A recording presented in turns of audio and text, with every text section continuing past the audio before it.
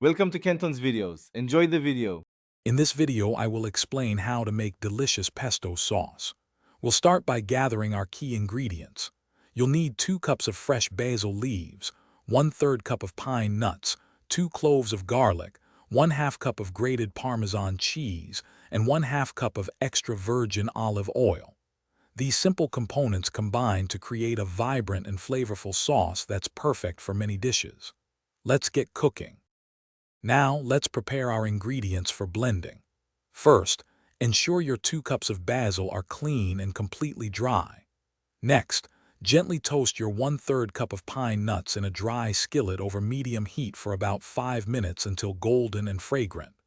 Peel and roughly chop your 2 garlic cloves.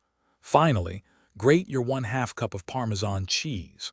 Place all these solid ingredients into your food processor. With your solid ingredients in the food processor, it's time to blend. Pulse them a few times until they form a coarse paste. Then, with the processor running, slowly drizzle in your 1/2 cup of extra virgin olive oil. Continue blending until the pesto is smooth but still retains a slight texture. Season with about 1/2 teaspoon of salt and a pinch of black pepper to taste. You can add a little more olive oil if you prefer a thinner consistency. Your homemade pesto is ready to enjoy. For storage, place it in an airtight container in the refrigerator for up to 5 days. To keep it vibrant green, pour a thin layer of olive oil over the surface before sealing. For longer storage, you can freeze pesto in ice cube trays for several months.